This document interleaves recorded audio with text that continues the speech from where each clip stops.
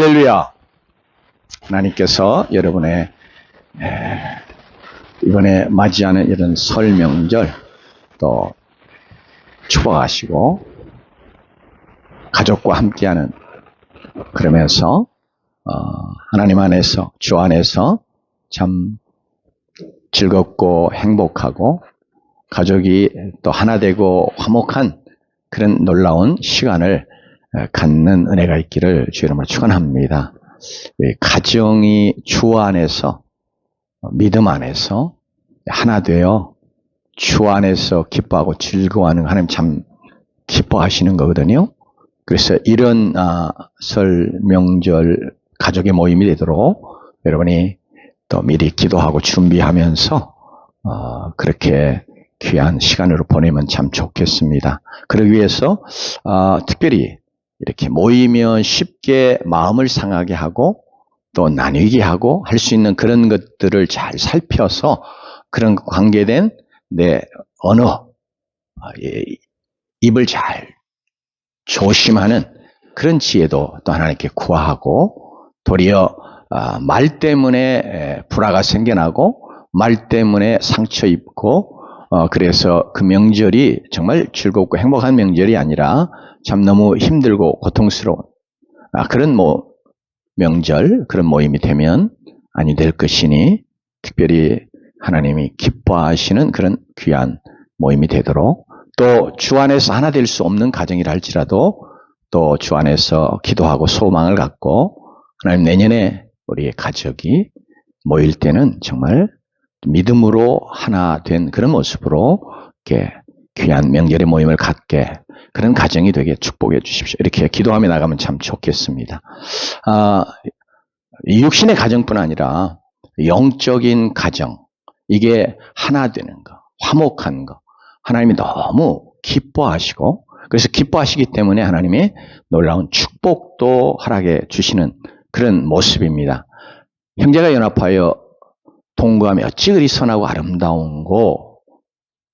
아름다운지요. 또 시편에 그렇게 133편에 말씀하잖아요. 그러면서 거기서 여호와께서 복을 명령하시는 곧 영생이니라, 이렇게 말씀하면 하나님이 얼마나 이 가족이 하나 되는 거, 연합하는 거, 이거 하나님 기뻐하시는지 말씀 속에서 보여줍니다. 물론 여기서 이 말씀 실제로 이스라엘 백성들이 하나님의 백성이기 때문에 그 백성으로서의 각 개인의 가정, 이런 걸 두고 하는 말일 뿐 아니라 전 이스라엘 하나님의 백성 공동체가 이제 연합하는, 하나 되어 있는 그런 모습을 이제 그려보면서 소망하면서 하나님이 그걸 기뻐하시는 걸 이렇게 고백하는 거거든요. 특별히 교회를 우리가 그리스도의 몸이라 이렇게 말씀의 가르침을 따라 잘 알고 또 그렇게 고백합니다.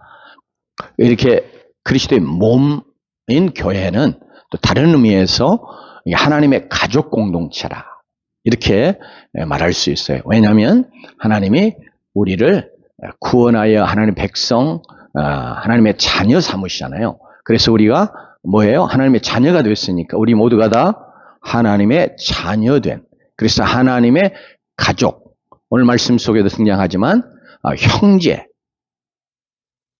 이건 남녀를 구별하는 그런 의미의, 또 남자만에 대해서 붙이는 그런 용어가 아니고 하나님의 자녀들 전부를 다 통칭하는 그런 표현이거든요. 그래서 오늘 말씀은 하나님의 가족 공동체 되는 교회와 관계에서 말씀하시는 거예요. 그래서 용어도 형제라고 하는 용어를 우리 본문 속에서 사용하고요. 또 14장 뒤로 우리의 본문에 이어서 나오는 말씀의 가르침에도 보면 형제라는 용어를 계속 써요. 그러니까 사도 바울이 지금 로마 교회를 향해서 주시는 이런 말씀 통해, 특별히 로마 교회가 지금 아무것도 아닌, 어떻게 보면요, 진리 비진리 이런 문제가 아니고 또 이단 이런 거 가서 피터지게 싸워야 되는 그런 문제가 아닌 그런 문제 가지고 하나님의 가족된 이 생명 공동체가 분열하고 나뉘는 이런 아픔이 이렇게 드러나고 있거든요. 그래서 그것 때문에 이제 이 말씀을 주시는데 특별히 사도 바울 마음속에 그리스도의 몸된 교회도 하나됨이 너무너무 중요한 것이면서 동시에 오늘 이렇게 말씀을 통해서 이 교회가 하나님의 가족 공동체다. 예, 그래 가족이 하나 되고 화목하고 이제 뒤에 나오는 말씀이 있기도 하지만 의와 평강과 희락, 이게 하나님의 나라라고 그러잖아요. 그러니까 이게 바로 교회, 즉 가족, 하나님의 가족 공동체의 영적인 모습, 삶, 이게 뭐여야 되냐고 그럴 때 의와 평강과 희락이어야 된다, 이렇게 말씀하고 있는데, 그런 가족 공동체가 되기 위해서 사실은 가장 본질적인 문제, 진리의 비진리의 문제가 아닌 그런 것들 때문에 사실은 교회들이 어떻게 피 터지게 싸우는, 그러면서 실제로 교회가 나누어지고, 이게 내적인 이런 나뉨, 분열만 있는 게, 갈등만 있는 게 아니고 실제로 교회가 찢어진다, 나누어지는 그런 아픔이 우리 한국 교회에는 특별히 많고, 이제 초대교회도 그런 아픔이 이렇게 실제적으로, 아직 교회가 실제적으로 찢어진 상황은 아니지만 그럴 만큼 그런 위기를 맞는 그런 국면에까지 이르게 되었거든요. 그래서 오늘 사도 바울이 오늘 이 말씀에 권면을 주고 계셔서 우리가 지난주에도 상고했고 이번 주 다시 한번 더 이 말씀 살펴보면서 정말 우리가 가장 쉽게 교회가 나눠지고 서로 상처를 주고 할 수 있는 게 뭐냐 그럴 때, 물론 로마 교회는 실제적인 그런 직접적인 어떤 문제가 있었어요. 그것이 바로 이제 부정한 음식과 관계해서, 부정하다고 하는 것이 이제 유대인의 입장에서요, 유대인 크리스천의 입장에서 보면 부정한 음식을 먹는 것 관계에서, 아니 어떻게 우상 앞에 드려졌던 부정한 음식을 먹어? 신앙 양심에 거리낌이 없어? 이러면서 비판하는 유대인 크리스천들이 있고, 또 그렇게 비판하는 자들에게서 야, 너희들 믿음이 있어?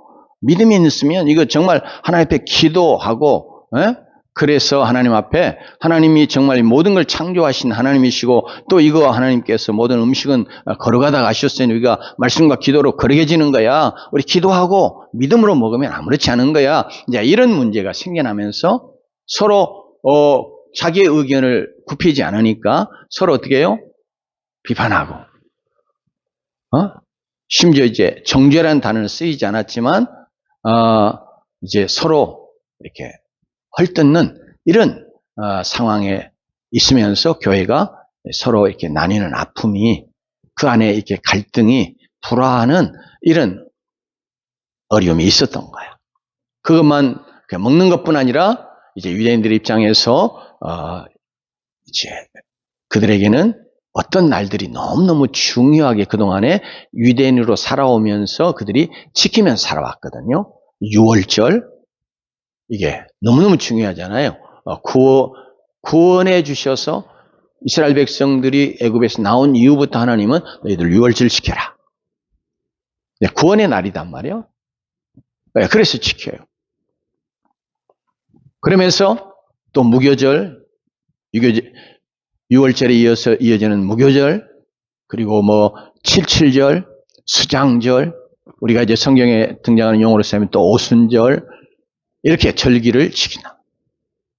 그러면서 또 월삭, 이제 월삭에는 하나님이 어떻게 제사에도 보통 평일에 드리는 제사와 달리 더 드리게 하시는, 특별히 그날들을 하나님께서 마치 더 그날이 중요한 것처럼 그렇게 하셔서 이스라엘 백성들이 명령하신 그런 날들이 있단 말이에요. 속죄일이 있죠. 7월 10일. 뭐 이런 식으로 해서 그걸 계속 지켜왔어요. 그래서 예수 믿은 다음에도 여전히 그 날들을, 특별히 또 초대교회 문제가 됐던 것은 안식일.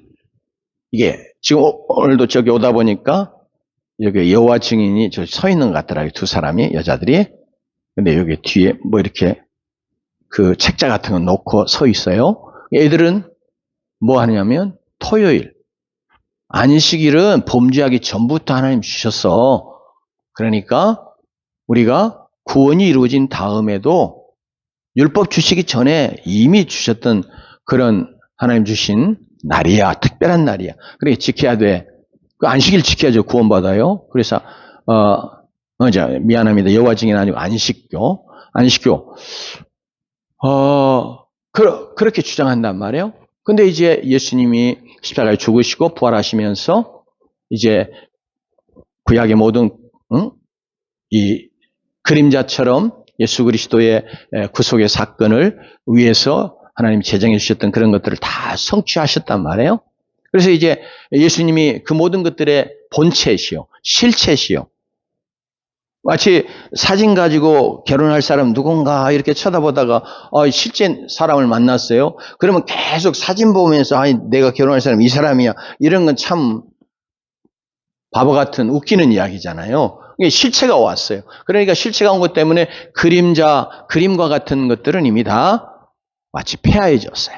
그러니까 이제 예수 그리스도의 십자가 부활 그 이후에 예수 그리스도를 믿어서 구원한 자들은 그런 모든 것들부터 자유하는 그런 자유를 누릴 수 있게 됐단 말이에요. 그래서 특별히 예수님이 십자가에 죽으시고 부활하신 부활의 날 그게 우리의 이 달력에 의하면 일요일이단 말이에요. 그래서 우리는 이 날을 주일 이러면서 이 부활의 날.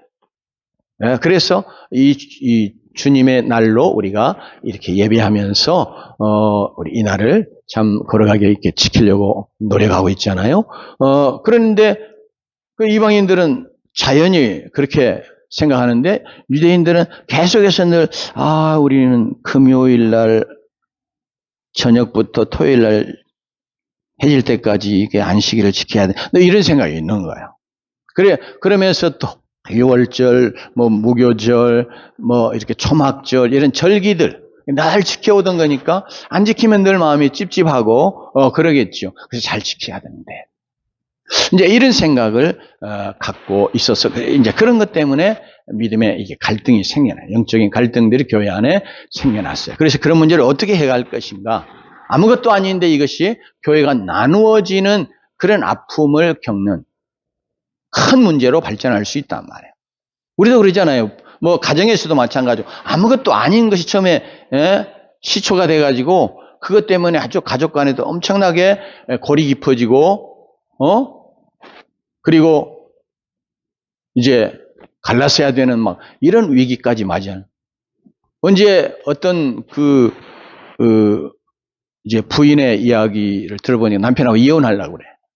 근데 이게 왜 이혼하려고 그러냐니까 남편이 음식 먹으면 고춧가루가 작긴데 이게.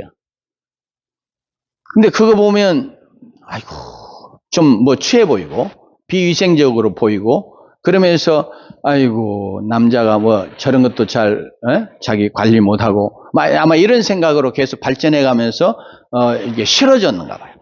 그래서 그런 것이 싫다는 거예요. 그래가지고 이혼하겠다. 이제 물론 그것이 이제 일반적으로 성격 차이 해가지고 그런 데까지 나아가겠죠.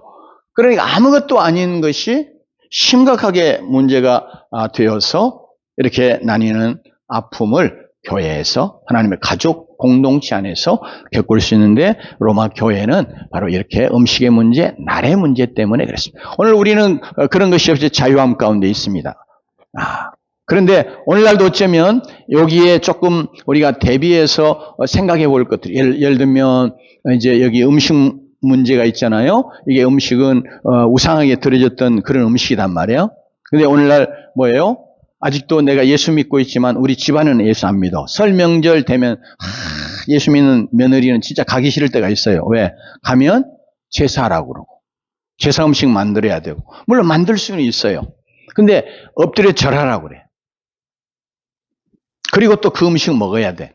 그러면 이게 굉장히 영적으로 거리낌이 되고 그러면서 내가 우상에게 마치 절하는 것처럼 제사하는 이런 하나님 앞에서 잘못을 범하는 그런 자가 되는 것에 대해 굉장히 부담을 가질 수 있단 말이에요. 제가 어렸을 때도 보니까 부친께서 이제 이웃이 가져온 제사 음식 떡하고 뭐 이렇게 나물하고 갖다 주는 경우들이 주변에 있었어요. 그러면 그걸 우리 참 배고픈 시절인데, 근데 그걸 먹지 못하게 하시는 거예요. 제사 음식이라고. 근데 그때는 몰랐죠. 이게 왜 못 먹게 하시는가? 그리고 제사 음식이기 때문에 못 먹어야 되는가? 이런 거 잘 몰랐는데, 근데 이제 저희 부친의 생각은 이게 제사 드렸던 음식, 귀신에게 드려졌던 음식이니까 예수 믿는 하나님의 백성들, 하나님의 자녀는 이런 거 먹으면 안 돼. 그것이 다 하나님 앞에 바르다고 생각을 하셨던 거죠. 그러니까 그거 못 먹게 하셨어요. 잘 설명을 해주시면 좋은데, 이거 제사 음식이니까 너희들 먹지 마라. 먹으면 안 된다. 이렇게만 말씀하셨어. 그러니까 나는 뭐 제사 음식이니까 못 먹어야 되는, 이게 제사니까 물론 귀신에게 제사하고 절하는 거니까 이거 이제 이 세상에 속된 용어, 뭐 성경에도 사용되지만 부정한 음식이잖아요. 이렇게 생각을 해서 먹지 말라고 그러시는가 보다. 그러면서 그걸 먹지 않았습니다. 그러니까 지금도 예를 들면 두 며느리가 있는데 설명절에 이렇게 모여요. 다 근데 아직 집안은 어르신들은 예수 안 믿어. 그래 뭐 해요? 제사 드려. 그러면 두 며느리가 한 며느리는 그냥 내 제사상에 드리는 음식 이런 거 만드는 것도 마음이 별로 편치 않아. 그래서 그냥 제사 드린 다음에 와. 그럴 수 있잖아요. 그죠? 그리고 아니면 음식 만들고 하는 거 다 해. 그러나 나는 절은 하지 않습니다. 이거 조상에게 실제로 우리가 예를 갖추는 게 아니고 이거 성경이 가르치는 것처럼 귀신에게 절하는 거니까 나는 안 하겠습니다 하고 믿음의 고백을 든든히 하면서 또 그것에 빠지는 그런 며느리가 있죠. 그런데 그 다음에 거기까지 조금 다를 수 있어요. 근데 이제 나중에 음식 먹어. 근데 이제 어떻게 해요? 이 제사 음식이니까 나는 안 먹어. 그리고 그냥 제사상에 안 드려졌던 거 조금 퍼서 먹는 며느리가 있을 수도 있고요. 그러나 분명히 하나님 앞에 기도하고 그거 성경이 가르치는 것처럼 아무것도 아니잖아요. 그러니까 기도하고 도리어 기도하는 것을 통해서 나는 하나님을 섬기는 자이고 이거 하나님이 주신 것이니까 하나님 앞에 기도로 또 말씀으로 거룩해지는 그런 음식이 나는 먹습니다. 이런 자세 가지고 먹으면 두 며느리 사이에 안 먹는 며느리 편에서 보면 저 며느리 저 동서가 신앙이 좋은 줄 알았더니 제사하는 음식 먹네?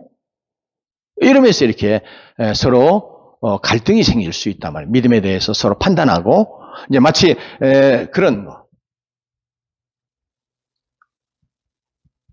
또 날도 마찬가지죠. 그러니까 이게 어떤 목사는 보니까 설, 추석 이런 거 제사하는 날이니까 이거 세상 풍속을 좇는 거다. 그러니까 이런 날 지키고 이게 또 함께 모여서 이제 가족들 모이는 이런 모임에 가고 하는 것까지도 그거 마치 믿음의 일이 아닌 것처럼 성경이지 않은 것처럼까지 말하는 그런 목사도 우리 한국의 큰 교회에 목회했던 그런 분이 그런 이야기를 하는 것을 제가 좀 들어봤어요.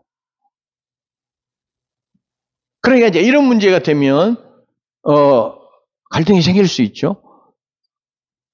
내가 제사하러 가는 거 아닌데 또 그날 가는 것까지도 못하게 하면 이제 이런 생각이 들면서 갈등이 생길 수 있다. 이제 로마 교회가 이런 상황이 있었습니다. 오늘 우리에게도 동일한 이런 모습의 문제 때문에 교회 서로 이렇게 믿음의 의견이 나뉘고 그러면서 교회가 갈라지는 그런 일이 없어야 되겠고 또 실제로 우리에게는 이런 상황이 없을 수 있는데 조금 전에 이야기한 것처럼 어떤 제사 문제나 여제는 좀 비슷한 거잖아요. 그래서 이런 것 때문에 문제가 생길 수 있는데 구체적으로 성경이 이게 정말 이거 하면 안 된다. 또 이렇게 해야 된다. 이건 죄다. 또 진리 비진리 이렇게 분명하게 말씀하시지 않는 우리가 이렇게 하든 저렇게 하든 그것이 크게 우리가 하나님 앞에 잘못하고 범죄하는 것이고 하나님의 말씀에 불순종하는 것이고 하는 것이 아닌 그런 문제들. 이게 이제 대표적인 예거든요. 이제 그런 문제들과 관계해서 실제적으로 의외로 아무것도 아닌 것 같은 그런 문제가 교회를 크게 갈라놓는 이런 상황이 돼서는 아니 되겠기에 바로 그 관계에서 지금 이야기를 하고 있습니다. 여러분 지금 의자에 앉아서 이렇게 예배를 드리잖아요. 그러죠? 근데 한 5, 60년 전에 여러분 이렇게 하면 아주 하나님 앞에 무례한 거예요. 어디 하나님 예배하는데 이렇게 앉아가지고 예배를 드려요? 그래서 이전에 제가 어렸을 때도 교회 가면 항상요 마룻바닥에 방석 딱 깔고 다 무릎 꿇고, 물론 책상다리 하는 사람도 있지만 무릎 꿇고 그렇게 예배했단 말이에요. 그런 우리 한국 교회 전통이 있어요. 물론 문화 자체도 그랬고요. 우리는 늘 이렇게 앉아 방석이 앉고 집안에서도 그러고 그랬잖아요. 소파라는 것이 나중에 서양 문화로 인해 들어왔단 말이에요. 그래가지고 우리 한국 교회에 이게 의자가 들어올 때 굉장히 진통이 있었어요. 아니 하나님 앞에 예배하는데 이 건방지게 어디 앉아가지고 예배를 드리냐. 다 경건하게 무릎을, 이제 그게 경건이에요. 그래. 외적인 것으로 경건을 이렇게 생각한 거죠. 이게 다 경건하게 무릎 꿇고 그렇게 하나님 앞에 엎드려서 혹은 앉아서 예배드려야지 그랬단 말이에요. 근데 이제 교회에 많은 성도들의 의견이 너무 힘들잖아요. 그죠? 1시간 무릎 꿇고 예배 드리는 거 안 해본 사람은, 우리 자녀들도 보니까 이렇게 이게 책상다리 앉고 앉는 거, 바닥에 앉는 거, 이게 훈련이 안 돼가지고 우리 큰아이 같은 경우는 또 이렇게 좀 등치가 있다 보니까 못 앉아요. 이렇게 다리를 이런 식으로 벌리고 앉아요. 이게 꽉 못 하는 거예요. 우리처럼. 근데 그런 젊은 세대들에게 이게 너무 고역인 거예요. 그러니까 예배에 집중이 안 되고 뭐예요? 힘들어가지고 막 몸을 비비꼬고 이러고 저러고 그런단 말이에요. 그래서 이제, 우리도, 좀, 의자를 드립시다. 교회에 이제 그런 의견이 나온 거예요. 그래가지고 교회가 이제 기성세대하고 젊은 세대하고 막 서로 붙어가지고 난리가 났어요. 이제 기성세대는 하나님 앞에 예배하는 것들이, 이런 표현이죠. 감히, 무례하게 무슨, 앉아가지고 예배를 드리냐. 그리고 젊은 세대는 우리가 하나님 앞에 예배하는데 이게 앉아서 드리는 게 너무 고통스러워서 하나님을 정말 집중해서 예배할 수 없습니다. 네. 그래서 이제 그것 때문에 막 이렇게 교회 안에 엄청난 경론을 벌이는 가운데 나중에 이제 타협을 찾아요. 그러면 앞에만 이렇게 바닥에 앉아서 방석 깔고 예배드리고 뒤에는 의자를 놔가지고 의자에 앉고 싶은 사람 의자에 앉아서 예배드리는 그런 방향으로 한번 갑시다. 그래가지고 이제 교회가 합의를 찾고 그렇게 하게 됐어요. 여러분, 어떻게 됐을까요? 그래서 결론은 지금 다 이렇게 의자에서 앉아 드리는 방향으로 바뀐 거예요. 그러니까 이게 정말 이게 진리 비진리 문제가 아니잖아요. 그죠? 그런데 이것이 마치 그것 자체가 가장 믿음이 좋은 경건한 것인 것처럼 생각하는 그런 사람들에게는 의자에 앉는 것 자체 이거 안 되는 거예요. 그러다 보니까 갈등이 생기고 그래도 은혜롭게 이제 타협점을 찾아서 문제를 해결하는 방향으로 나왔어요. 그 교회도. 여러분, 이제 오늘 마치 그런 것, 더 깊은 문제가 여기에 로마 교회는 있었지만 오늘날 우리의 삶, 우리의 교회 생활에 비춰보면 이제 이런 것이단 말이에요. 이런 것들이 교회 안에 문제가 되고 그러면서 서로 비판하고 서로 그 정도도 앉아서 못 드려? 아이고 젊은 것들이 이렇게 버릇없이 마치 이런 식으로 기성세대는 젊은 세대들을 폄하하고 말이에요. 자, 이러면서 갈등이 생기기도 했단 말이에요. 그래서 오늘 우리의 본문의 말씀은 이렇게 정말 우리가 진리와 비진리의 문제, 가장 신앙의 본질적인 중요한 문제가 아닌 그런 것들, 성경이 분명히 이렇게 하라 저렇게 하라 우리에게 분명히 가르쳐주지 않는 그런 문제들에 대해서 우리가 그거 가지고 내가 어떻게 행하는 것 때문에 나는 믿음이 좋은 사람, 아이고 너는 그렇게 못하냐? 그래서 너는 마치 믿음이 없는 사람, 하나님 앞에 경건하지 않은 사람, 막 이런 것처럼 서로 판단하고 비판하고 그러면서 때로는 업신여기기도 하고 이제 이런 지경에 이르러서는 아니 되겠다 하는 것을 강하게 이야기하고 있습니다. 그래서 우리와 관계없는 것이 아니라 오늘 우리의 신앙생활에서 우리 교회 생활에서 특별히 가족 공동체로서 우리의 삶 속에서 우리가 특별히 이 말씀이 가르치는 그런 중요한 원리를 우리가 받아들여서 그래서 우리가 어떤 정말 진리와 비진리 신앙의 본질적인 문제가 아닌 것 때문에 서로 비판하고 서로 판단하고 정죄하고 서로 자신을 또 높이거나 상대방은 업신여기며 그러면서 교회가 하나 되지 못하는 이런 방향으로 나아간다면 너무 하나님께서 기뻐하시지 않는 것이기 때문에 이것은 우리의 신앙생활 이렇게 모두에게 오늘날에도 동일하게 이 원리를 적용하면서 나아가는 자들이 되어야 하겠습니다. 특별히 우리에는 타락한 이후에 우리의 본성 속에는 이제 내 중심으로 모든 걸 다 보는 거예요. 그래서 상대방이 나와 좀 다르면 이게 이제 잘못된 것이라고 그렇게 쉽게 우리는 판단하고 또 비판하고 정죄하기까지 하는 더군다나 우리가 영적으로 하나님 앞에서 진리를 좇아 살아가는 이것을 우리가 굉장히 우리의 신앙의 중심에 두고 있기 때문에 그래서 예수 믿는 사람들이 나는 이게 옳은 것이기 때문에 내가 이게 옳은 것이어서 이렇게 나는 옳게 하려고 하는 것 때문에 이런 생각 가지고 쉽게 비판하고 판단하고 정죄하고 그러면서 갈등 다투고 이렇게 되는 위험에 처할 수 있기 때문에 오늘 특별히 우리 교회 안에서 다시 한번 지난주에 잠깐 상고한 것처럼 우리가 나와 다른 사람이라고 생각하십시다. 오늘 이게 말씀 구체적인 로마 교회 같은 상황이 아니니까 특별히 내가 봤을 때 이게 참 저렇게 믿음이 없어가지고 저럴까? 이렇게 생각되어지는 사람도 분명히 하나님 앞에 잘못되어 있는 말씀에서 어긋나 있고 또 말씀을 불순종하려고 하는 그런 것이 아닌 조금 연약해 보이는 것들, 나와 좀 다른 것들, 이런 것들에 대해서 끊임없이 우리가 어떻게 생각해야 되냐. 제일 먼저 그런 자들을 받으라. 왜냐하면 하나님이 나를 받아주셨기 때문에. 하나님이 나를 마땅히 나에 대해서 그분이 판단하시고 즉 심판하시고 해야 될 대로 행했다면 나는 구원받은 백성이 전혀 될 수 없잖아요. 하나님의 자녀가 될 수 없잖아요. 그럼에도 불구하고 하나님이 나를 용납해 받아주셨다. 나 같은 것도 받아주셨어. 그러니까 나도 상대방을 향해서 늘 끊임없이 어떻게 해요?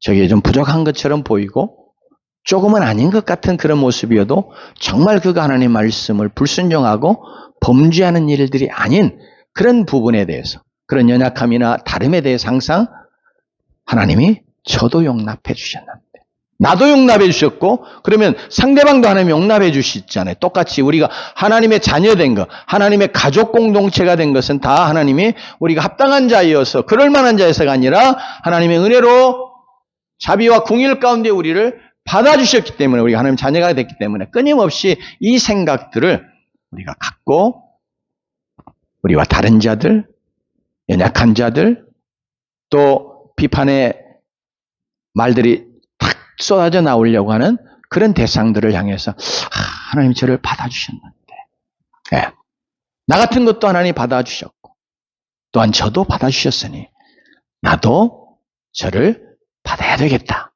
이렇게 늘 생각하면서 이게 시편 기자가 이야기한 것처럼 하나님 내 입술에 뭐예요? 파수꾼을 세워달라고 그런 기도하잖아요.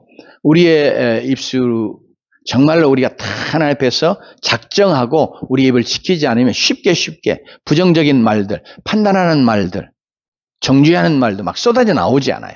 가족 간에도 그런단 말이에요. 그러니까 나와 좀 다른 것 때문에 우리는 성격 차이 그래가지고 이게 갈라서 해야 된다 이렇게까지 나아가는 참 불행한 부부도 있단 말이에요.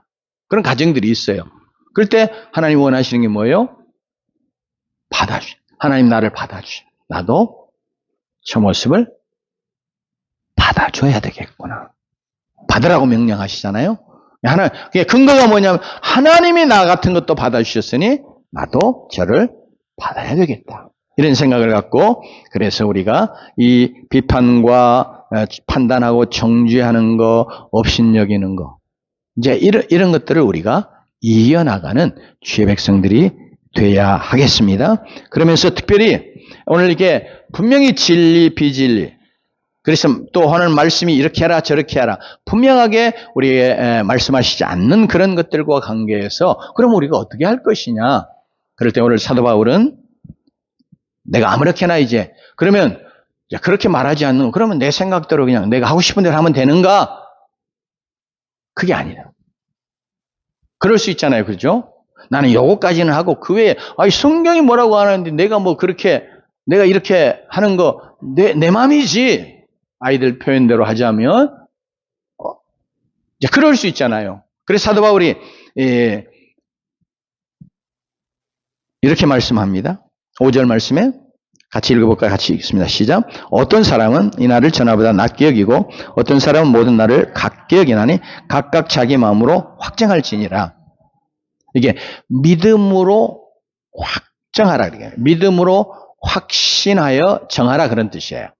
그러니까 모르면 내가 이렇게 할 건가 저렇게 할 건가. 여기는 지금 이제 날을 귀히 여기느냐 나는 또 모든 날들이 다 하나님 앞에 다 귀한 거야. 하나님 이 음식 먹어도 되냐? 나는 먹겠다. 아니면 또 나는 안 먹어야지. 그럴 때 그냥 해오던 방식이니까 그냥 그렇게 하는 거였거나 아니 이제 내 마음이니까 하나님 이거 분명 말하지 않으니까 내가 하고 싶은 대로 해도 되는 거야. 그래서 하는 게 아니고 뭐냐면 마음으로 확정하라고 그랬는데 이게 무슨 말이냐면 믿음으로 확정하라는 그런 말과 같은 거예요. 신앙 양심을 따라 확정하라 그거예요. 그러니까 내가 어떤 일을 할 때 이게 뭐예요? 믿음에 의해서 나는 분명하게 이게 바로 하나님 앞에서 바른 믿음으로 하는 거야. 이런 확신이 들 때 그거 하라는 거예요. 어떤 날을 귀히 여겨요? 우리는 지금 뭐 부활절 절기 있잖아요. 부활절 또 뭐 있어요? 추수감사를 우리 지키죠. 또 성탄절이 있죠. 이런 것들 예를 들면 그런 절기 우리가 어떤 날 어떤 절기를 굉장히 중요하게 여길 수 있다. 그래서 뭐 어떤 교회들은 특별히 이제 부활절 전에 뭐 사순절 해가지고 쭉 성령 강림까지 뭐 쭉 어떤 주일마다 뭐 각각 캐톨릭에서 쭉 해오던 이제 그런 것들을 쫓아서 이렇게 지키는 그런 교회들도 있어요. 근데 저는 그렇게 안 합니다. 그러니까 안 하는 게 중요한 게 아니라 하나님 앞에서 우리가 또 그렇게 하는 것 그 자체가 신령하고 영적인 것이고 또 믿음이 좋아서고 하나님 앞에서 경건해서고 그런 거 아닐 수 있다. 어떻게 하냐?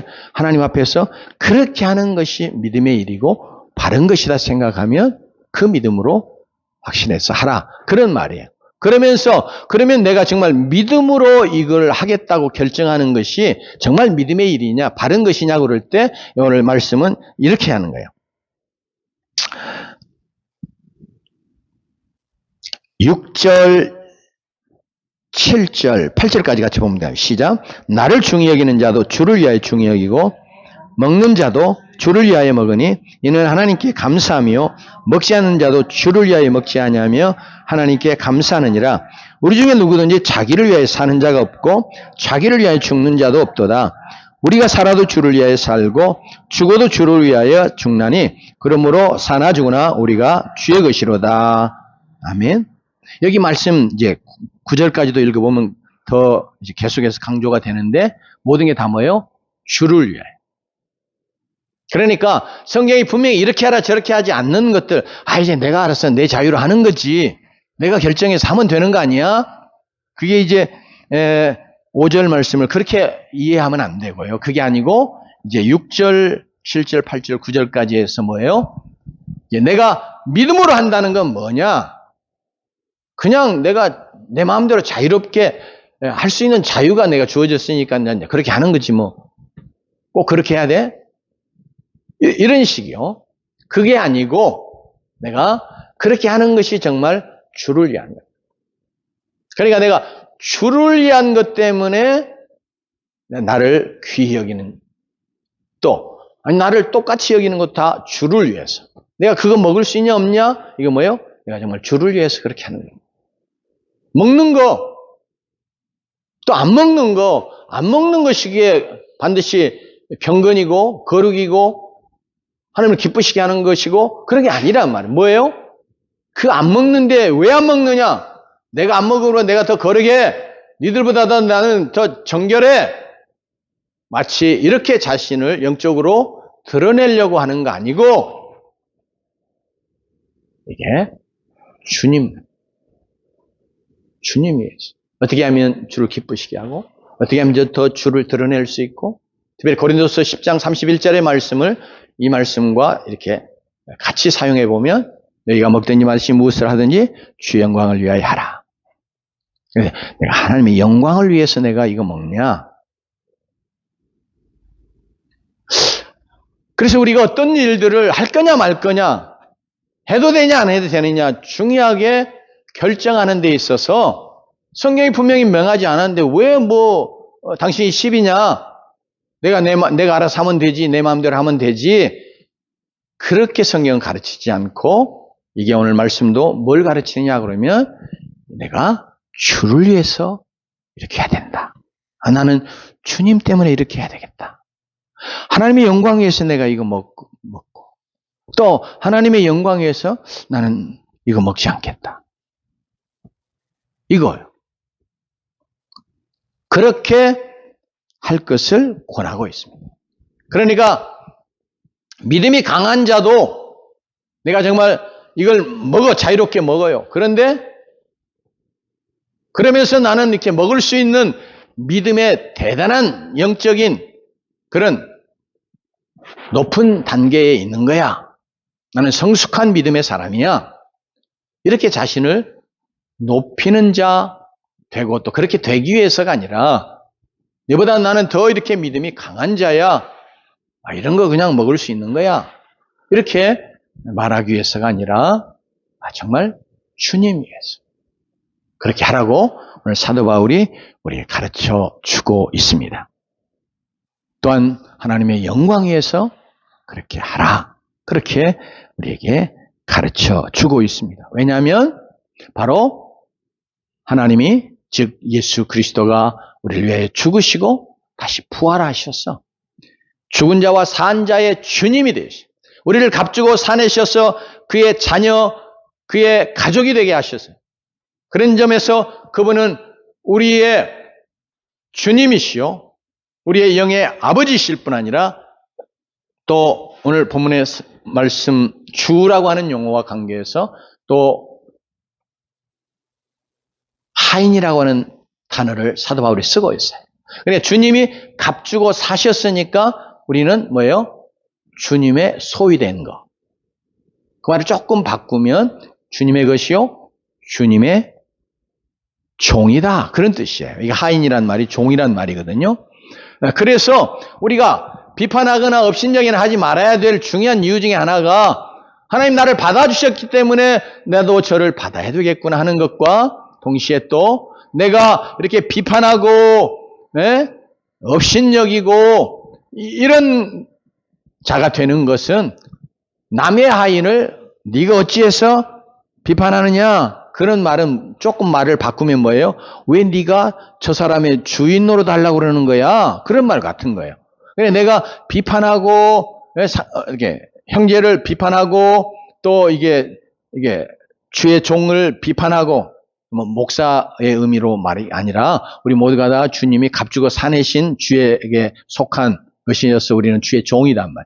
늘 우리가 이것을 믿음으로 인정해야 돼요. 주님이 나를 값주고 사내신, 내가 구원받았다고 하는 내가 주님이 나를 값주고 사내신 자, 그래서 주님의 소유된 자가 됐다.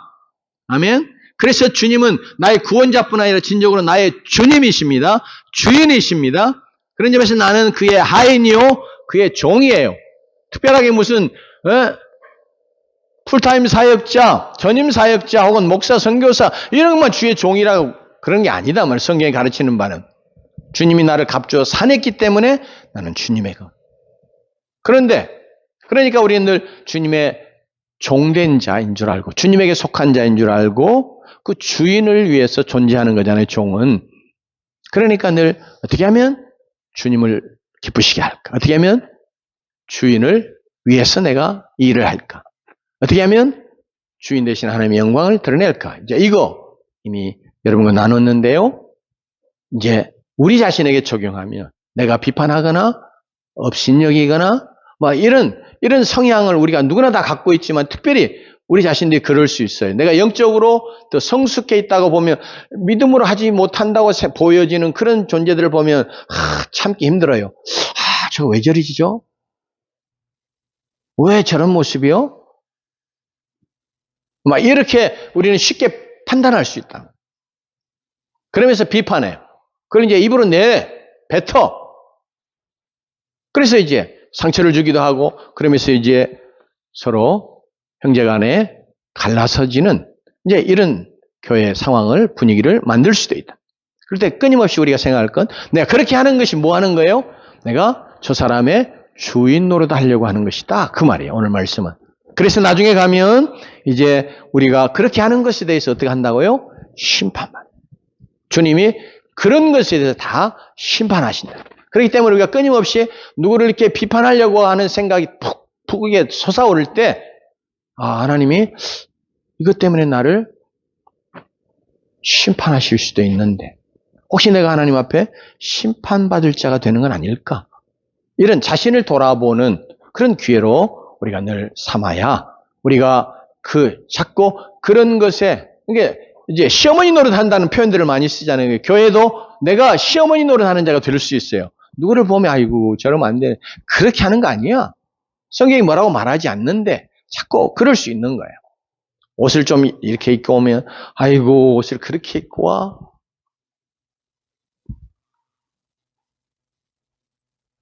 네.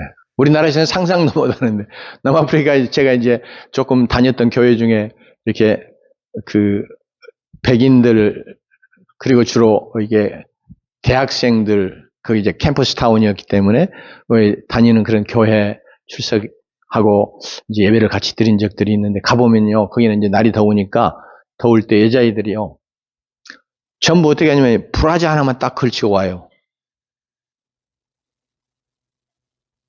진짜 브라자만 걸치고 오는 여자가 있어요. 그리고 이제 상의는 다 파이고 밑으로만 조금 이렇게 그러게 이제 브라자하고 밑으로 이렇게 내려가는 옷 그렇게 입고 와요. 이제 물론 하나님 앞에서 이제 경건하지 않는 모습일 수 있죠. 그리고 이제 다른 사람이 하나님 앞에 예배하는데 집중하지 못하게 하는 그런 잘못된 모습일 수도 있어요. 그런데 이제 어쨌든 간에 그 문화 속에는 그게 다 허용이 되는 거예요. 타락한 모습이어서 그럴 수 있긴 하지만 일단은 그런 상황인데 그거 가지고 이것들이 하나님 앞에 예배로 오면서 그러면서 너 들어오지 마. 이렇게 하는 것이 더 바를 것이냐. 그렇게라도 하나님 앞에 예배하는 자로 서면서 이제 좀 단정한 경건한 모습으로 변화돼 가도록 말씀을 통해서 잘 가르쳐 세울 것이냐. 이런 부분도. 근데 이제 우리가 쉽게 그냥 딱 눈에 보인 바를 좇아서 우리가 형제를 비판하고 정죄하고 업신여기는 이런 모습이 되는 거 우리 누구에게나 쉽게 있을 수 있는 모습이다. 특별히 내가 영적으로 성숙해 있다, 나는 믿음 생활 잘하고 있다고 하는 사람들 편에서 또 쉽게 그럴 수 있다고 하는 것을 우리가 생각하면서 이것이 자칫 잘못하면 내가 하나님 앞에 심판받는 자 될 수 있구나. 왜? 심판은 하나님이 하시는 일인데 비판하고 판단하고 정죄하는 것이 바로 뭐 하는 거예요? 하나님의 자리에서 심판하는 그런 잘못을 내가 범할 수 있다 하는 것을 우리가 늘 생각하면서 그래서 이런 생각들을 우리의 마음속에 딱 붙들어서 우리 하나님 앞에서 늘 우리 자신들이 늘 경계로 삼는 거예요, 도리어. 내가 남이 저렇게 잘못하고 있다, 비판하고자 하는 생각이 들 때 내 모습을 돌아보면서 하나님 앞에 내 모습이 어떠한가?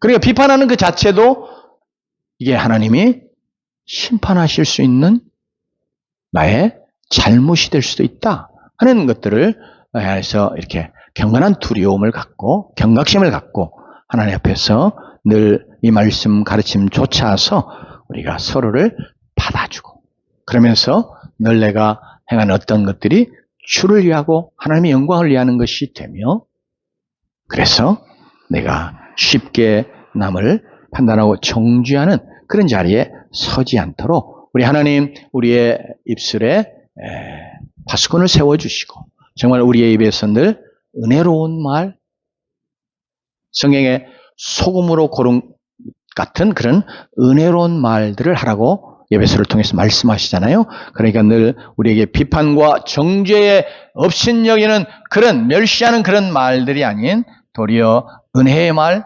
그리고 격려하고 세워주는 그런 지혜로운 말을 하는 그래서 교회의 하나됨을 가족의 화목을 이루어가고 상처를 보듬어주고 그래서 치유하고 회복되게 하는 그런 하나님의 백성으로 주의 자녀로 믿음 생활을 우리가 잘해서 주 앞에 섰을 때 잘했다 칭찬받는 그런 귀한 하나님의 자녀들이 다 될 수 있기를 주님으로 축원합니다. 기도하십시다.